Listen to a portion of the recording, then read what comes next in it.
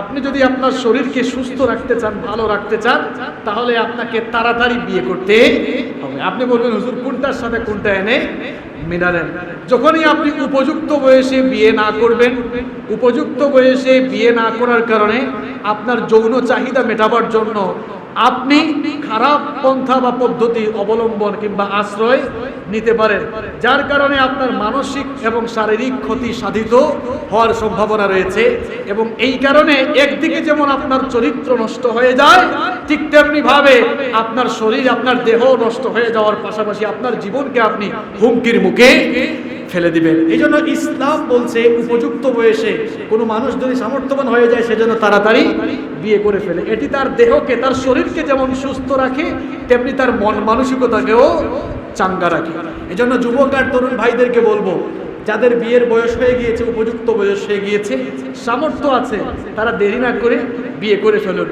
Guardian যারা আছেন, অভিভাবক যারা আছেন, যাদের ছেলে মেয়ে রয়েছে, আপনাদের উদ্দেশ্যে বলবো, আপনারা আপনাদের ছেলে মেয়েদেরকে উপযুক্ত বয়সে তাড়াতাড়ি বিয়ে শাদীর ব্যবস্থা করেন। এখন অনেকে বলবে হুজুর উপযুক্ত বয়স হলেই তো আমরা বিয়ে দেই।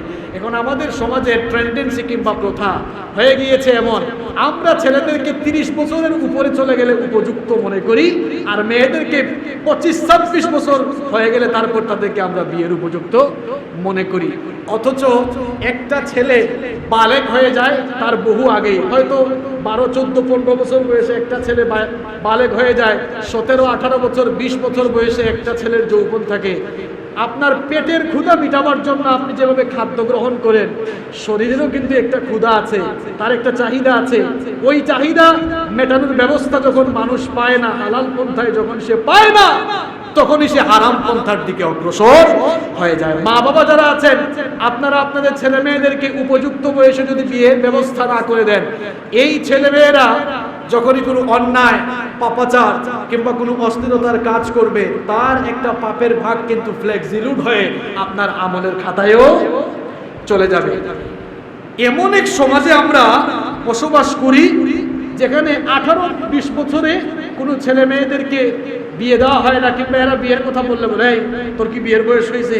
18-20 বছর বয়সে বিয়ে শাদীকে মানুষ কেমন যেন একটু বাঁকা চোখে দেখে, কিন্তু 18-20 বছর বয়সে অবৈধ প্রেম প্রীতি কিংবা অবৈধ সম্পর্ক করে প্রেগনেন্ট হওয়াকে মানুষ ততটা খারাপ চোখে দেখে না। কথা ঠিক না বেঠিক? 18-20 বছরে প্রেম প্রীতি কিংবা প্রেম প্রীতি করতে করতে ফিজিক্যাল রিলেশনে গিয়ে যদি প্রেগনেন্ট হয়ে যেতে পারে, তো 18-20 বছর বয়সে বিয়ে করলে অসুবিধা কোথায়? অসুবিধাটা কোথায়? এই ধরনের কুসংস্কার আপনারা তৈরি করে দিয়েছেন, যার কারণে বিয়ের পরিবর্তে সমাজে জেনার সয়লাভ হয়ে গিয়েছে। এই সকল কুসংস্কারগুলোকে বন্ধ করে দিতে হবে। এখন আমরা এমন এক পরিস্থিতির মধ্যে আমরা আছি, কিংবা আমাদের সমাজটা এমন এক পরিস্থিতির উপরে দাঁড় করানো, আমরা বলি তুমি আগে প্রতিষ্ঠিত হও তারপরে বিয়ে করো। আমরা বলি প্রতিষ্ঠিত হও তারপরে বিয়ে করো, আর ইসলাম বলে আগে বিয়ে করো তারপরে প্রতিষ্ঠিত হও। সুবহানাল্লাহ। আপনি বলবেন হুজুর দলিল কি? সূরাতুন নূর এর 32 নম্বর আয়াত আপনি তেলাওয়াত করে দেখুন। আল্লাহ তাআলা বলেছেন, তোমরা যদি দাম্পত্য জীবনে আবদ্ধ হয়ে যাও, আমি আল্লাহ নিজ দায়িত্বে, নিজের অনুগ্রহে তোমার দরিদ্রতা দূর করে তোমাকে ধনী বানিয়ে দেব। এখন ধনী মানে শুধু সম্পদশালী বুঝায় না।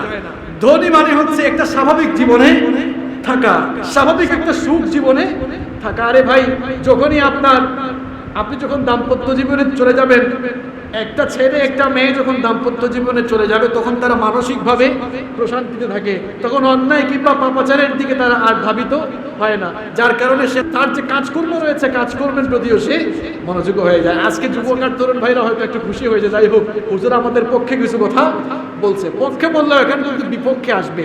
এখন আমাদের পরিস্থিতিটাও এমন হয়ে গিয়েছে, শুধু 18-20 বছর বয়স হলেই কিন্তু বিয়ে করা যাবে না, আপনার স্ত্রী ভরণ পোষণের যোগ্যতাও থাকতে হবে। স্ত্রী ভরণ পোষণের যোগ্যতা আমাদের দেশে যে পরিস্থিতি আমরা সৃষ্টি করে রেখেছি, আমাদের দেশে সেই যোগ্যতা আসতে আসতে 30-32 বছর সময় চলে আসে। এই চট্টগ্রামে এক পরিচিত ভাইয়ের সাথে কিছুদিন আগে দেখা, পরিচিত ভাই, তার সাথে আমার পরিচয় আছে। তার চুল কিন্তু, দাড়ি কিন্তু পেকে গিয়েছে, বয়স 35-এর উপরে আছে। তাকে বললাম কি ব্যাপার ভাই, বিয়ে শাদী কি করেছেন? কয়েক বছর পরে দেখা। বলতেছে না ভাই এখনো সময় হয় নাই। বললাম চুলদাড়ি পেকে গিয়েছে, সময় হয় নাই, তাহলে কি চুলদাড়ি লাল হলো সময় হবে না? সব পেকে গেছে, সাদা হয়ে গিয়েছে, এখনো সময় হয় না। বলতেছে না ভাই এখনো প্রতিষ্ঠিত হয় না। এই যে 30-35 বছর বয়সে গিয়েও আমরা প্রতিষ্ঠিত হতে পারি না, এর জন্য কিন্তু আমাদের ফ্যামিলি, আমাদের পরিবার এবং আমাদের মা বাবা, আমাদের গার্ডিয়ানরা অনেকাংশে দায়ী। আপনারা বলবেন হুজুর কেন দায়ী? আমরা এক ধরনের মানসিকতা লালন করি। আমরা আমাদের ছেলে মেয়েদেরকে ছোটবেলা থেকে এটাই শিখাই যে তুমি ভালো করে পড়াশোনা করো, অনার্স মাস্টার্স শেষ করো, এরপরে চাকরি বাকরি করো কিংবা ব্যবসা বাণিজ্য যাই করো, এগুলো পড়াশোনা শেষ করে করবা।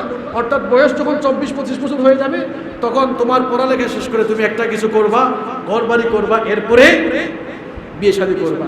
এইভাবেই আমরা আমাদের ছেলে মেয়েদেরকে, এভাবেই আমরা তাদের মন মানসিকতাগুলোকে গড়ে তুলছি। অথচ আমরা যদি তারা বালেগ হওয়ার পর থেকেই তাদেরকে বিভিন্ন কাজের প্রতি উৎসাহিত করতাম, যেটাকে আমরা বলি নিজের পায়ে দাঁড়ানো, আসলে তো সব মানুষ নিজের পায়েই দাঁড়ানো থাকে, অন্য কারো পায়ের উপরেই দাঁড়ায় না। অর্থাৎ